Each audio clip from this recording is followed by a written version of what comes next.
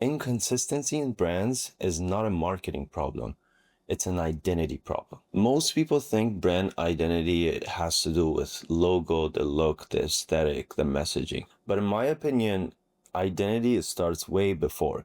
It starts with what you want to refuse to compromise on. If you watch this video to the end, you'll know what exactly I mean. I've seen this issue over and over again, not just in creators and businesses, a lot of startups, or just people wanting to build a personal brand. The problem is a lot of the times they move as the opportunity moves. If the opportunity comes your way, you want to take it no matter what.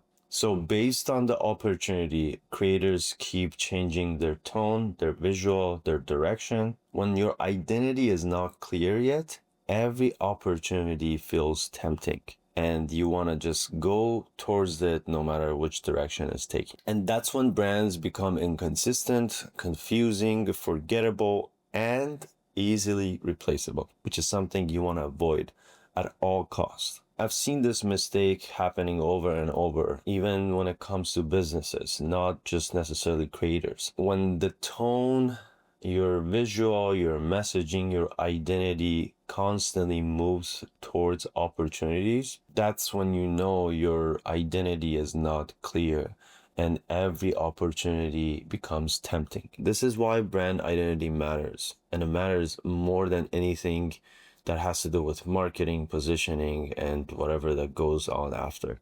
Before the market decides who you are, you need to decide what you're not.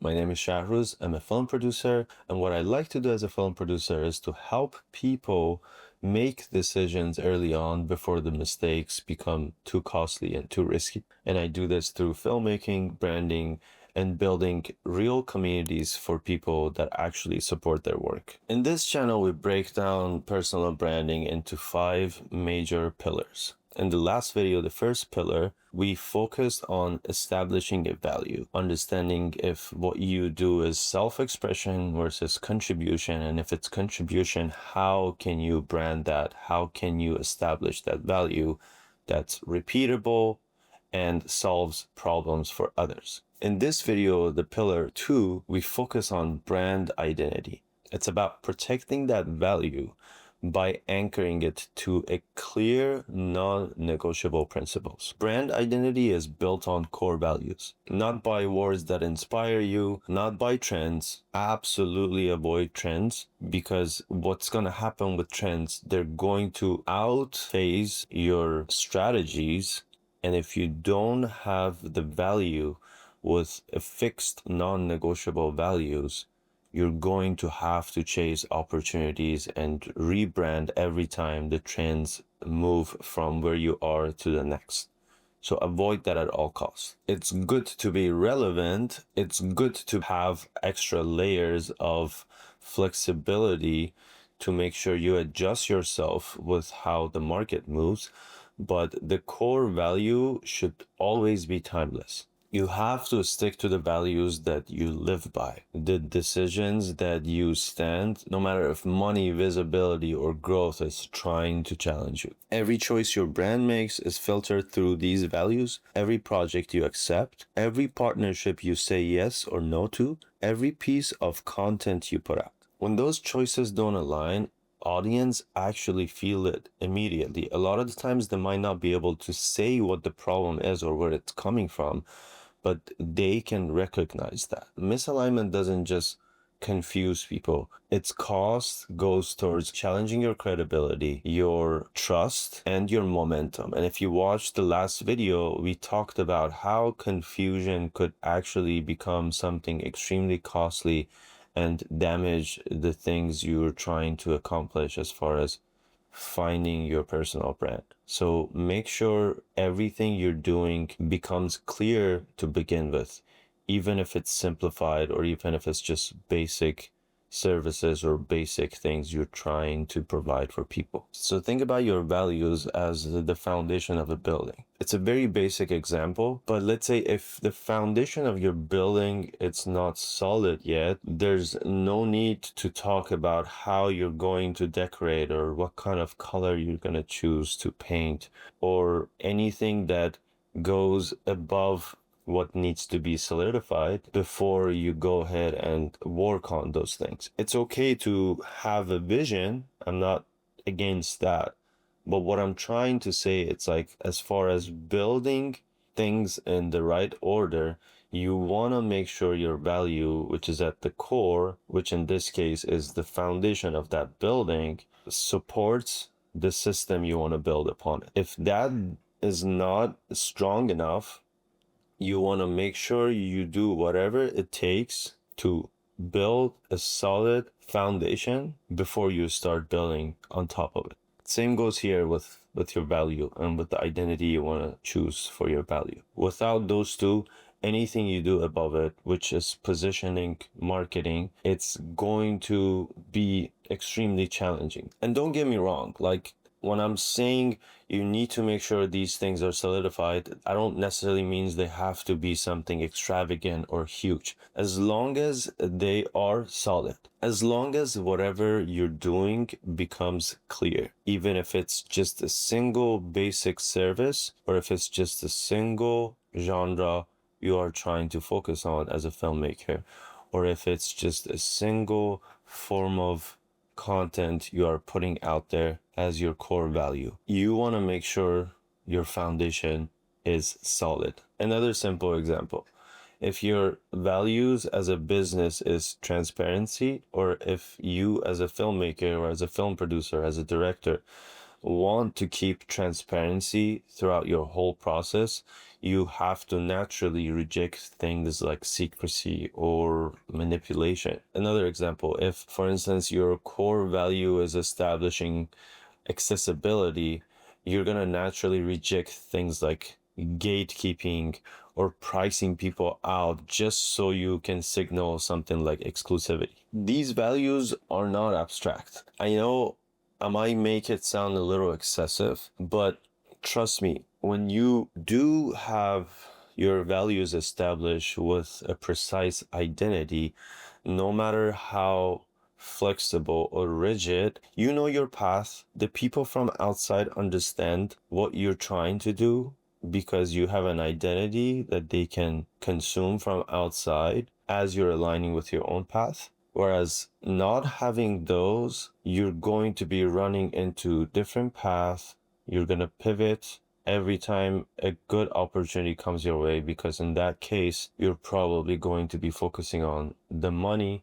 You're probably going to have to focus on just to get by, to suffice your bills and the lifestyle you have.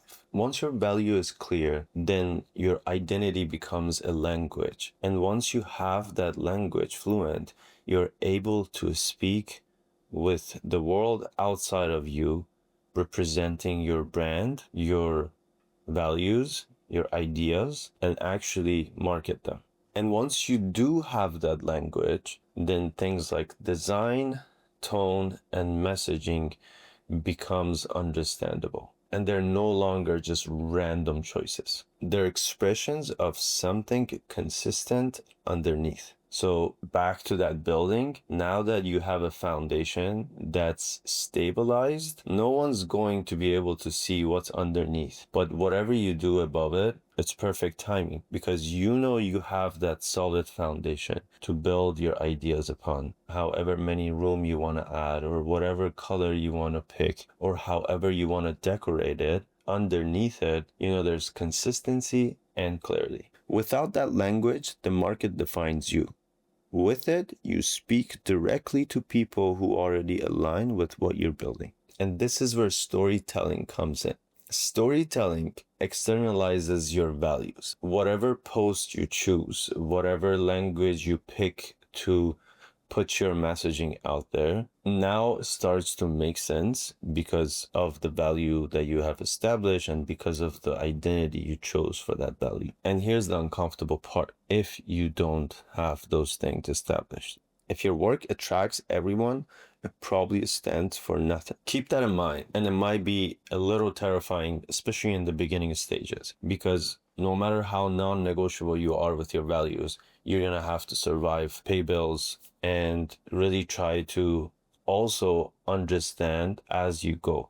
because these processes could take several years to fully make those aha moments in your brain. But strong identities make you naturally say no to a lot of opportunities. They make certain opportunities feel wrong, even when they look good on paper. But that's not weaknesses. That is clarity. Knowing where you say no. Remember early in this video, we said brand identity doesn't start with messaging, aesthetic, or whatnot. It starts when you refuse to say no to the things that do not align with you. Starts with the things that you refuse to compromise on. And keep that in mind. Consistency does not mean rigidity. You can shift your tone depending on who you're targeting. The way you speak with your friends is different than the way you speak to your clients, but the underlying language you use stays the same. For filmmakers and creators, this is actually very critical because one misaligned project could impact everything in a negative way. It could dilute the value you're expressing yourself through. It could confuse the audience or make people forget what they're here to care about. As a practice, you can go back to the first video, study what it takes to establish that value, and then go to Pillar 5 video, brand cleansing, and connect these two together, making sure that you audit your value oftentimes as you're trying to protect it. Protecting your brand's identity is not a creative limitation. It's a strategic advantage.